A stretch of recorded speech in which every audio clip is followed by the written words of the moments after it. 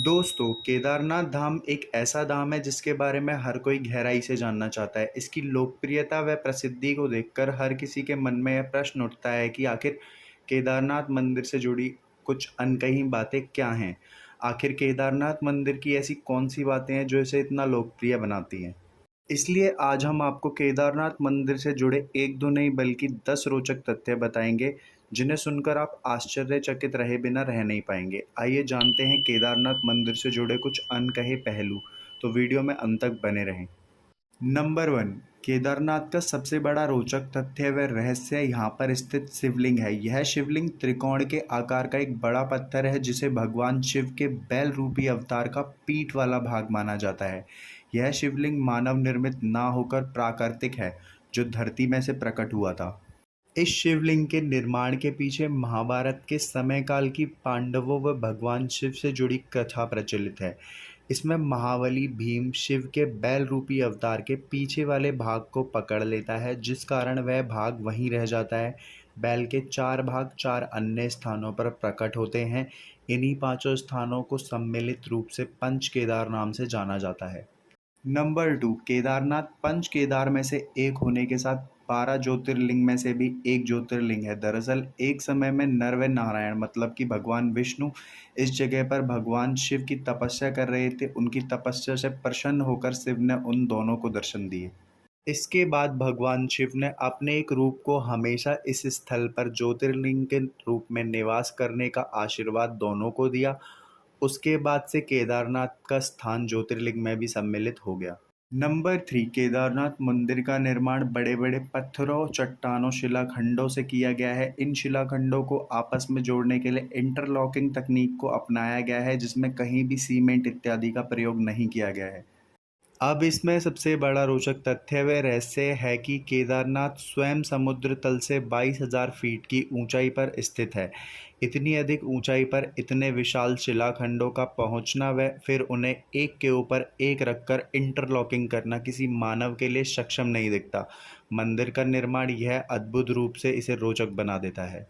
Number 4, Kedarnath मंदिर भक्तों के लिए केवल 6 महीने तक ही खुलता है। मई में अक्षय तृतीया के दिनों इसे खोला जाता है व दीपावली के अगले दिन गोवर्धन पूजा में इसे बंद कर दिया जाता है।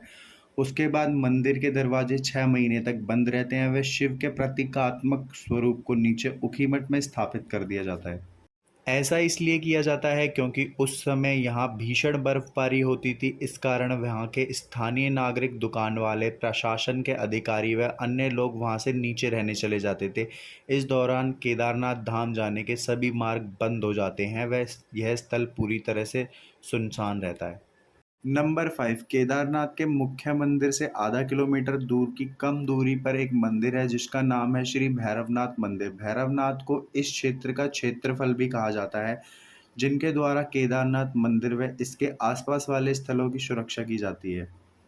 जो कोई भी केदारनाथ की यात्रा पर जाता है उसका इस भैरव मंदिर में दर्शन करना आवश्यक होता है, अन्यथा केदारनाथ की यात्रा संपूर्ण नहीं मानी जाती है। सर्दियों में बाबा भैरवनाथ के द्वारा ही केदारनाथ मंदिर की सुरक्षा व पूजा की जाती है। नंबर 6, इसका एक और सबसे बड़ा रोचक तथ्य जो है वह यहाँ पर जलने वाली अखंड ज्योति या दीपक है। दरअसल जब मंदिर के पुजारियों के द्वारा सर्दियों में मंदिर के दरवाजे बंद कर ताला लगा दिया जाता है, तब मंदिर के अंदर एक जलता हुआ दीपक छोड़ दिया जाता है। इसके 6 महीने के पश्चात जब मंदिर के दरवाजे पुनः खोले जाते हैं तब वह दीपक उसी तरह जलता हुआ पाया जाता है। इसके साथ ही ऐसा प्रतीत होता है कि जैसे कल ही किसी ने मंदिर में पूजा अर्चना व साफ सफाई की हो। 2013 में आई भीषण त्रासदी के बाद जब मंदिर के दरवाजे 6 महीने में खोले गए थे तब वह अखंड ज्योति जल रही थी, सेम उसी प्रकार जिस तरह वह पहले जलाकर छोड़ी गई थी।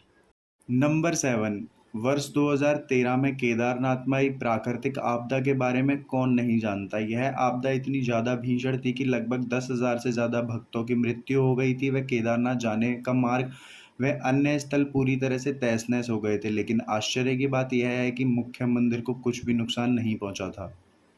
इसका कारण था बाढ़ के पानी में बहकर आई एक विशाल चट्टान जिसे हम आज भीमशिला के नाम से जानते हैं। 2013 में जब बाढ़ का पानी तेज गति से केदारनाथ की मंदिर की ओर बढ़ रहा था, तब उस पानी के साथ एक विशाल चट्टान भी बहती हुई मंदिर तक आई और ठीक मंदिर के पीछे आकर रुक गई। बाढ़ का पानी उस चट्टान से टकराकर दो भागों में बट गया। वह मंदिर के दोनों ओर से निकल गया। इस कारण मंदिर को कुछ भी नुकसान नहीं हुआ था। यह चमत्कार ही था जिसे संपूर्ण विश्व ने देखा था। नंबर 8, केदारनाथ ने केवल 2013 की प्राकृतिक आपदा ही नहीं झेली थी, बल्कि 400 वर्षों तक यह मंदिर बर्फ में ढका रहा था।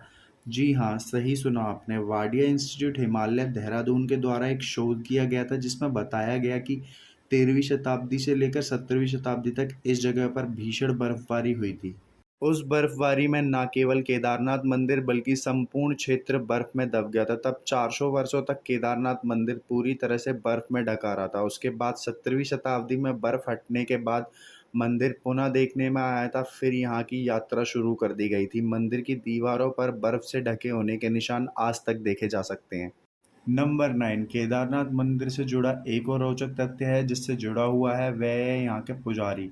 सदियों पहले जब भारत की भूमि पर आदि शंकराचार्य ने जन्म लिया था, तब उनके द्वारा केदारनाथ मंदिर का पुनः निर्माण किया गया था। साथ ही उनकी समाधि भी मंदिर के पीछे स्थित है। आदि शंकराचार्य के द्वारा केदारनाथ मंदिर की देखभाल व पूजा अर्चना का कार्य कर्नाटक राज्य के वीराशैव जंगम समुदाय के ब्राह्मणों को सौंपा गया था। तब से यह परंपरा आज तक चली आ रही है। इनके साथ ही मंदिर के सभी पूजा अनुष्ठान व कार्य कन्नड़ भाषा में ही किए जाते हैं। वीडियो फ़िलहाल यहीं तक। वीडियो अगर अच्छी लगी हो तो वीडियो को लाइक और चैनल को सब्सक्राइब ज़रूर करें, और ऐसी ही इन्फॉर्मेटिव वीडियो देखने के लिए हमारे चैनल को सब्सक्राइब करना ना भूलें।